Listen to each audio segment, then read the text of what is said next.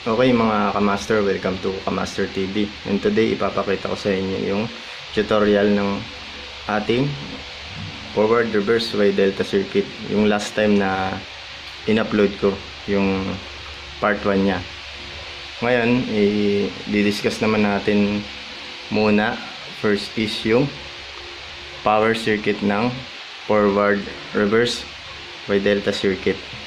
Pero bago yan mga Kamaster, kung bago lang kayo sa aking channel, just subscribe on my YouTube channel. Then i-click nyo na rin yung notification bell para updated kayo sa mga bago nating nilalabas na video. Then pwede nyo rin i-follow yung aking Facebook page. Nag-upload din ako ng aking mga video para makanood din yung iba nating mga Kamaster na hindi nagpupunta sa YouTube. Okay, first is ipapaliwanag ko yung function ng ating power circuit, kung paano ba nagana itong power circuit ng forward reverse Y delta. Kung alam nyo mga Kamaster yung forward reverse, yung una kong tutorial na forward reverse at Y delta circuit, ito lang din yun mga Kamaster. Pinag-combine lang silang dalawa. Ngayon, kung hindi nyo pa napapanood o kung wala pa kayong knowledge sa forward reverse circuit and Y delta, i-recommend ko na panoorin nyo muna yung mga una natin tutorial na forward reverse at Y delta circuit, dahil hindi rin kayo makakasunod sa tutorial na ito kung hindi nyo pa alam yung forward reverse at Y delta circuit. Okay, sa forward reverse Y delta circuit natin, mapapansin nyo yung ating forward reverse. Ito pa rin siya, yung ating dalawang contactor. Then yung Y delta naman, isang simple Y delta lang to, na pinalitan lang yung kanyang main contactor ng forward at reverse. Pansin nyo mga Kamaster, ito yung linya na pupunta sa ating induction motor.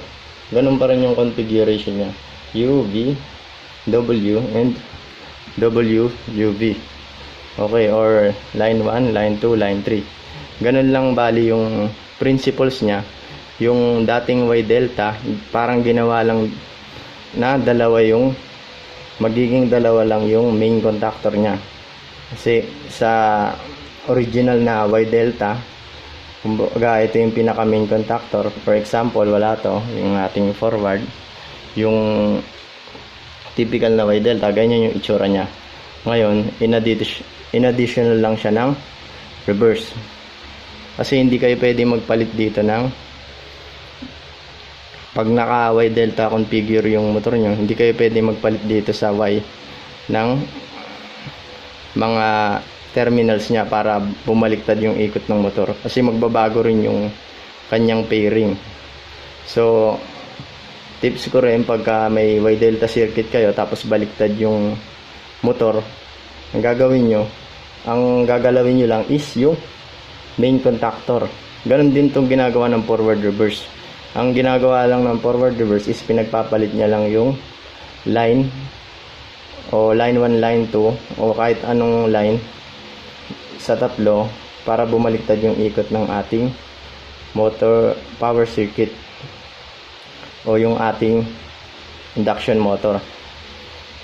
Ganun lang, yung main contactor lang ang binabaliktad nito nung ating forward reverse Y delta circuit.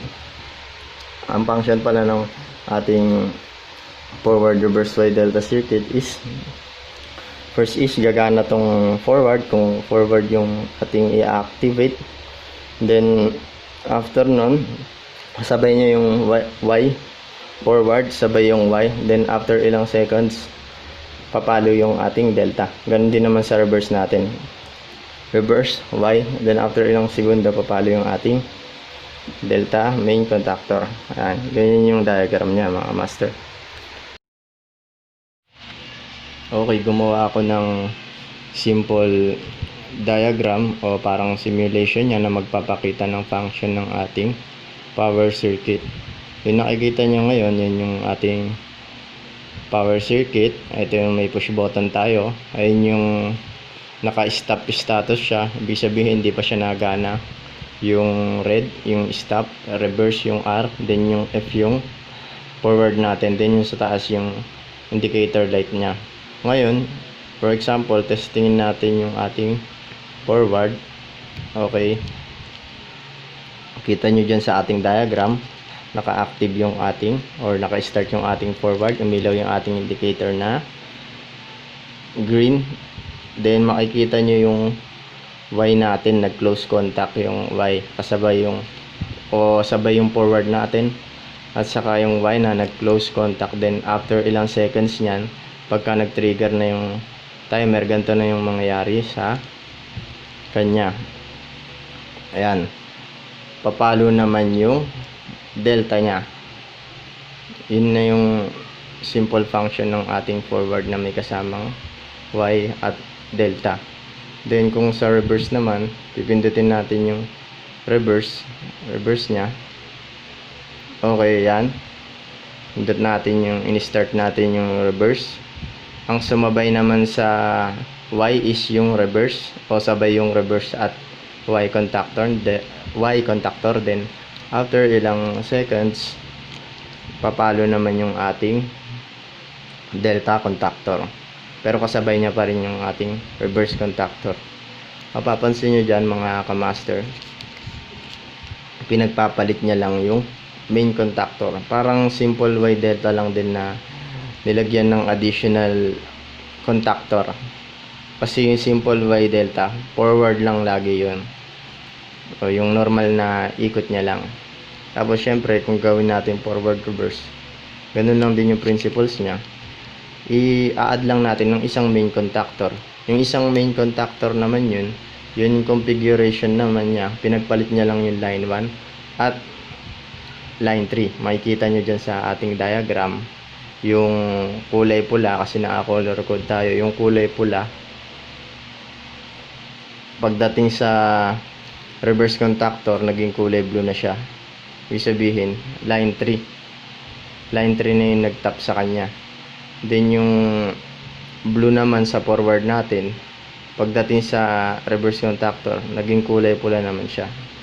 Ibig sabihin, yung line 3 ng ating forward contactor is line 1 ng ating reverse contactor. Yung line 1 naman ng ating forward contactor is line 3 naman ng ating reverse contactor. Yun lang, pinagpalit lang yung dalawang linya. Okay, ngayon dito naman tayo sa kanyang pictorial diagram and ang ating ladder diagram. Ipinapakita ko muna sa inyo yung pictorial at ladder diagram ng ating control para mas madali nyong maintindihan. Then pagkatapos isasabay natin mamaya yung actual na paano natin bubuuin. Nakita nyo ngayon is ang simple Y delta control circuit natin. Okay. Then ang ating forward reverse control circuit. Yan dalawa na yan. Ayan lang din yung mga itinuro ko nung nauna kong tutorial. Okay, first is itong Y delta natin. Ipapakita ko sa inyo kung paano natin tatanggalin yung main contactor nya. Dahil sa forward reverse Y delta, ang tatanggalin lang natin is ang kanyang main contactor. Hindi naman natin babaguhin yung delta at saka Y contactor nya. Hindi natin babaguhin yung connection nya. Ang gagawin lang natin, magtatanggal lang tayo ng isang main contactor para ma-hook up natin siya sa forward reverse, sa typical forward reverse. Ito yung nakikita nyo ngayon, yan yung typical Y delta natin. Okay. Ayan, makita nyo mga kamaster kung paano natin tinanggal yung kanyang main contactor. Ang naiwan na lang sa kanya is ang kanyang line 1 at line 2. Ito naman yung nakadiretso sa ating timer. Kasi sa Y delta, yung itinuro ko ng mga nakaraang video ko, yung timer lang ang nagsusupply sa ating delta o nagtitrigger sa ating delta saka sa Y or sa Y delta contactor. Then yung wire naman na dalawa na yon, yung nakikita nyo ngayon na line 1 at line 2, bumabase lang siya dun sa main contactor. Tinanggal natin yung ating main contactor dahil ipapalitan na natin yun ng forward reverse.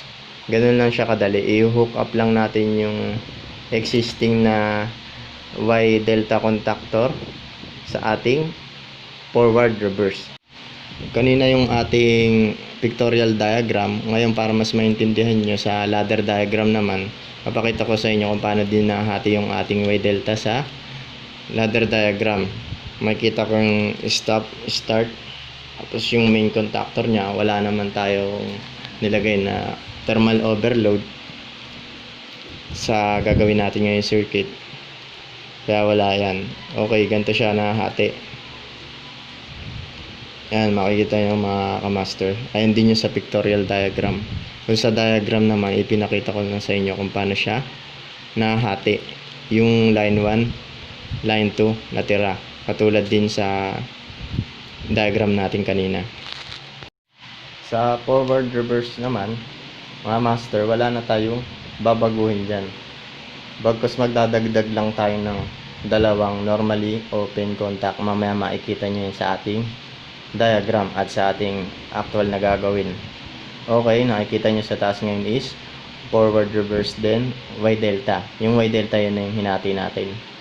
Ngayon, sundan nyo dyan sa diagram at gagawin din natin sa actual kung paano natin i-hook up yung existing Y delta sa forward reverse. First is i-connect natin yung ating line 2. Okay mga kamaster, kung sa actual naman, yung pinakita ko sa inyo kanina sa pictorial diagram, eto na siya. Eto na yung Y delta natin na contactor na inalis lang yung main contactor. Okay, meron tayong delta, Y contactor, and timer. Ito yung natirang wire na dalawa. Ito yung black is line 1. Punta siya dun sa ito pala yung ating line 2. Punta dun siya sa ating A2. Ito naman yung ating line 1, nasa main contactor, nasa timer natin. Ito is electronic timer. Hindi nyo mga tutorial ko nung una. Okay, wala tayong binago. Bagkus nagtanggal lang tayo ng main contactor. Ito yung ating control circuit ng forward. Simple forward lang yan. Ito naman yung ating contactor ng Y at delta sa baba. Magkahiwalay yan mga master. Hiwalay ito at hiwalay pa to. Pagdudugtungin natin ngayon yan. Ngayon ipapakita ko muna sa inyo to, yung simple Y delta or simple forward reverse. Okay, ito, ayan, master, reverse and forward. Pinakita ko lang sa inyo na ito pa rin yun, yung original circuit ng forward reverse natin. Okay, first is yung katulad natin ng ating nasa diagram. Yan yung sinusundan natin. Itong line 2 na to, i-hook up natin to sa line 2 ng ating forward. Dito, sa ating line 2. Yan mga kamaster, nakakabit na siya sa ating line 2. Ngayon, balik tayo dito sa ating ladder diagram. Ito yung sinasabi ko na additional lang na contact galing sa ating forward at reverse. Itong dalawang normally open contact. Yan makikita nyo sa ating ladder diagram. Mula dun sa line 1 ng ating on delay timer, yan makikita nyo yung kulay green, ikakabit natin yung wire nya papunta dun sa ating dalawang contact at nakaparallel ito. Yung ating dalawang normally contact, nakaparallel lang siya dun sa line 1 ng ating timer. Okay, ito yung ating wire na galing sa timer. Ngayon ipaparallel natin to sa normally open ng dalawang contactor natin. Mag-additional tayo. Ang gagamitin nating contact na normally open is number 43 ng ating contactor. Okay, nabit ko siya sa number 43. Then iaabang ko na sa kanya yung jumper papunta ng 43 din nung ating reverse contactor. Kasi itong kinakabitan ko ngayon is forward yan.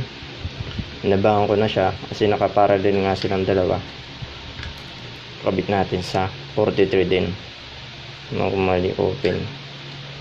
Shinortcut lang natin tong tutorial natin ngayon kasi ito rin yung ginawa natin nung mga unang tutorial para mas madali din naiintindihan. Yan, parallel na siya. Okay, next step is balik tayo sa ating diagram. Ito na yung final step natin. Susuplayan na natin yung dalawang contact, yung additional na contact natin, yung normally open na manggagaling sa stop button natin. Yan, makikita nyo, sundan nyo rin sa diagram yung gagawin natin. Okay, ito na yung final step natin, tulad ng nakita natin sa ating diagram. Itong 44 na normally open, yung kabilang side ng normally open na 44 is 43, yung kinabitan natin ng wire galing sa line 1 ng ating timer. Ngayon naman, supplyan na natin yan na galing sa stop button. Ito, meron tayong supply galing sa stop button dito. Yan kasi is para sa holding ng ating mga contactor. Ito, yan, nilagay ko na siya kanina dito. Itong isa, galing sa stop button, ginamper ko sa 44 ng ating reverse. And then, syempre, sa kabila din, ganun din ang gagawin natin. Susupplyan din natin yung ating 44 ng forward. Okay, 44 ng ating forward.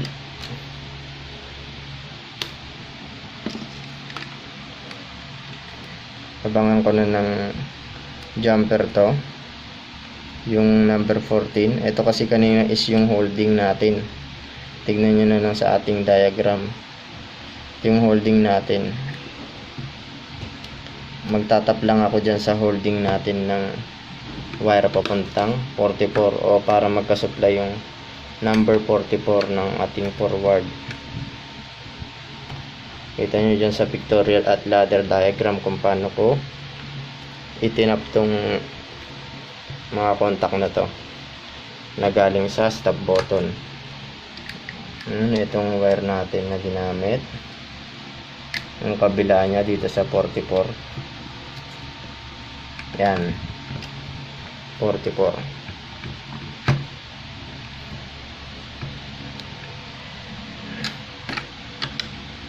Itan lang natin.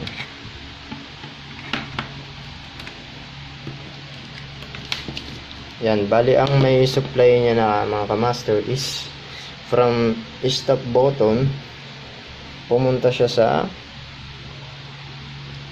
44 normally open. Then yung normally open ng 44, pumunta naman siya din sa sinupply niya yung number 14, normally open din yan para sa holding naman ng forward yan. And then yung number 13 naman, pumunta naman, ginamper naman natin yan sa 44. Pero ang dinagdag lang talaga natin dyan is sinupplyan lang natin yung dalawang 44. Kasi itong dalawang 30 na ito, makita nyo dyan sa tutorial diagram, may supply na yan ng galing sa stop button para yun sa kanyang holding. Ngayon, okay na, ganun lang kasimple yung ating forward reverse by delta. Test na natin siya kung okay ba yung ating ginawang circuit. Yun lang mga kamaster, kung alam niyo yung forward reverse, napakadali lang nitong forward reverse by delta circuit dahil kombinasyon nga lang ito ng dalawa nating motor control circuit o yung nauna natin itinuro sa ating tutorial. Okay, test natin to. Forward, open muna natin yung ating circuit breaker. Open the circuit breaker. then forward natin, sumabay yung Y contactor natin, then after ilang seconds yan, papalit na sila, papalo. Yan. Stop natin yung atin namang reverse. Forward pa rin yung napindot ko, sorry. Ating reverse. Ito yung reverse natin, sabay yung Y, then ang ating delta. Okay yung ginawa nating circuit, napakadali lang dahil sinorkat lang natin. Okay, yun lang mga kamaster. Sana may natutunan kayo dito sa ating motor control circuit na tinatawag na forward, reverse, Y delta. Okay mga kamaster, thanks for watching.